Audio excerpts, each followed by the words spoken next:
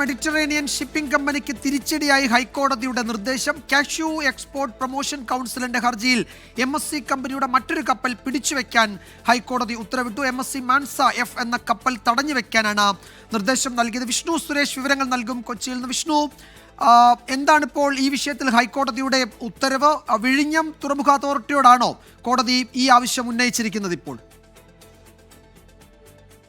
വിജയകുമാർ, ഈ എൽസ 3 കപ്പൽ മുങ്ങിയതിന്റെ പശ്ചാത്തലത്തിലാണ് cashew promotion council export council ഒരു ഹർജി ഹൈക്കോടതിയിൽ നൽകിയത്. ഹർജിയുടെ ആവശ്യം ഇതായിരുന്നു: ഈ കപ്പൽ മുങ്ങിയ ഘട്ടത്തിൽ അതിൽ കശുവണ്ടി ധാരാളം ഉണ്ടായിരുന്നു. അത് 6 കോടി രൂപയുടെ നഷ്ടം ഞങ്ങൾക്ക് സംഭവിച്ചു എന്ന് ചൂണ്ടിക്കാട്ടിയാണ് ഈ പ്രൊമോഷൻ കൗൺസിൽ എക്സ്പോർട്ട് കൗൺസിൽ ഇത്തരത്തിൽ ഹൈക്കോടതിയെ സമീപിച്ചത്. അതിന്മേലാണ് ഇപ്പോൾ ഹൈക്കോടതി ഒരു നടപടി സ്വീകരിച്ചിരിക്കുന്നത്. നിലവിൽ വിഴിഞ്ഞത്ത് ഈ MSC എൽസ 3യുടെ സിസ്റ്റർ കപ്പലായ മനാസ എന്ന് പറയുന്ന കപ്പൽ അവിടെയുണ്ട്. അതുകൊണ്ട് തന്നെ 6 കോടി രൂപയുടെ ഡിമാൻഡ് ഡ്രാഫ്റ്റ് ഹാജരാക്കുന്നത് വരെ, അല്ലെങ്കിൽ അത് നൽകുന്നത് വരെ ഈ MSC മനാസ എന്ന് പറയുന്ന കപ്പൽ തടഞ്ഞു വെക്കണം എന്നാണ് ഹൈക്കോടതി ഡിവിഷൻ ബെഞ്ച് നൽകിയിരിക്കുന്ന നിർദ്ദേശം. വിഴിഞ്ഞം പോർട്ട് അധികൃതർക്കാണ് ഇത്തരത്തിലൊരു നിർദ്ദേശം നൽകിയിട്ടുള്ളത്. ഏറ്റവും പ്രധാനപ്പെട്ട കാര്യം, ശ്രദ്ധിക്കേണ്ടതായ കാര്യം, എൽസ 3യുടെ അപകടവുമായി ബന്ധപ്പെട്ട് ഈ കാഷ്യൂ എക്സ്പോർട്ടേഴ്സ് നൽകിയ ഹർജിയിലാണ് ഇപ്പോൾ